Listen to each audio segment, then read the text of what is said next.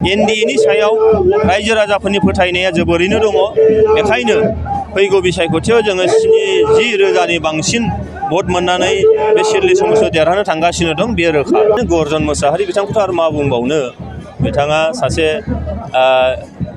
गावनो समाजखौ दैदेनबोनाय मानसिमोन, सोमावसारनायाव दैदेनबोनाय मानसिमोन, नाथाय बबे समनिफ्राय माबोरै डिरेल जालांखो मोनथिला। बिथाङा दिनैहाय इन्डिया बा कंग्रेसाव बिथाङा हाबहैदों, नाथाय बिथांनि स्पिचफोरखौ नायबा नों नायल' मालाबा जेरै जोंखौ बर'फोरनिल' हान्जा होनदों, गावनि स्पिचआवनो बे ओंखारो। बिथांनियाव हारि मोनसेनि थाखायल' बाथ्रा ओंखारबाय थानायखौ जों नुदों। बिथांनि सिगाङाव बुंनाय बाथ्राफोरखौ मोजाङै बिजिरनानै नायबा बेखौनो नुगोन, बे थिरा गावनावसो थांफिनो माने।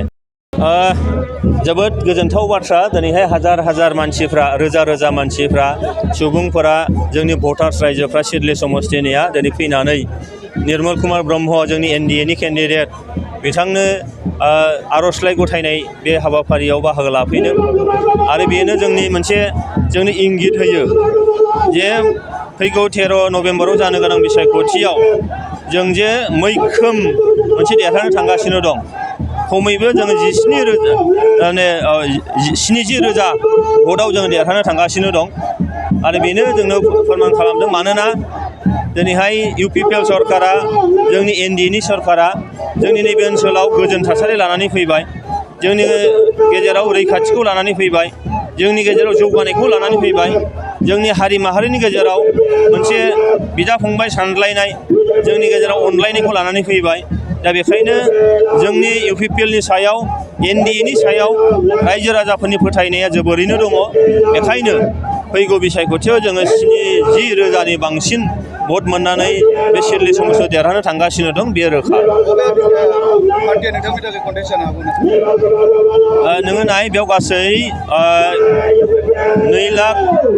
2,10,000 भट दङ। बिनिनो जुदि 70% जायोब्ला 1,60,000-70,000सो जागोन भटआ। दा होमबा जोङो जुदि 70,000नि डिफारेन्सआव जुदि देरहानो थांगासिनो दङब्ला, होमबा नों नायदो, कन्टेस्ट होननाय बाथ्राया बेयाव फैनोनो हाया। बेखायनो जोङो जोबोद मोजां मोनसे अनसायनाय रायजो राजाफोरनिफ्राय मोनगोन, आरो बेयो जों दा नुखाबायानोसै। दा बेयो जेब्लाबो रोखा जागोन। बेसेबांसो सुबुंफोर बेवहाय बाहागो लादों? दिनै 15,000-20,000 सुबुंखौ जों हांख्रायदों, आरो निस्सय बेसेबांनिख्रुइ बांसिनबो फैनो हागौ।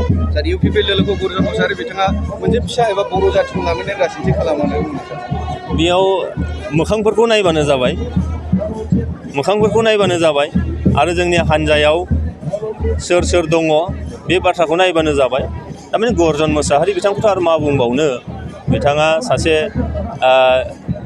गावनो समाजखौ दैदेनबोनाय मानसिमोन, सोमावसारनायाव दैदेनबोनाय मानसिमोन, नाथाय बबे समनिफ्राय माबोरै डिरेल जालांखो मोनथिला। बिथाङा दिनैहाय इन्डिया बा कंग्रेसाव बिथाङा हाबहैदों, नाथाय बिथांनि स्पिचफोरखौ नायबा नों नायल' मालाबा जेरै जोंखौ बर'फोरनिल' हान्जा होनदों, गावनि स्पिचआवनो बे ओंखारो। बिथांनियाव हारि मोनसेनि थाखायल' बाथ्रा ओंखारबाय थानायखौ जों नुदों। बिथांनि सिगाङाव बुंनाय बाथ्राफोरखौ मोजाङै बिजिरनानै नायबा बेखौनो नुगोन, बे थिरा गावनावसो थांफिनो माने। नोंथांमोनखौ बिजाथिखौ नागिरना मोनाखैमोन नामा? बिजाथि नागिरना मोनाखैबालाय निर्मल कुमार ब्रह्मआ बोरैथो ओंखारखो? जोंनियाव नोङो दिनैनि थारिखआव UPPL हिसाबै जुदि जों नायो, खमसे खम जोंहा 25 लाखसो जोंनाव सोद्रोमाफोर दङ।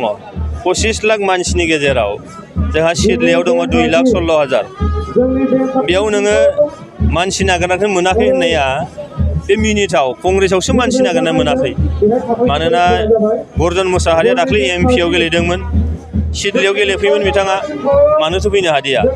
दा होमबा बिथांखौ हान्जाया बोरैबा एंगारनाय बायदि जाबाय नामा? बे जिनिसखौ बिथाङा मोजाङै साननाया दरखार दङ।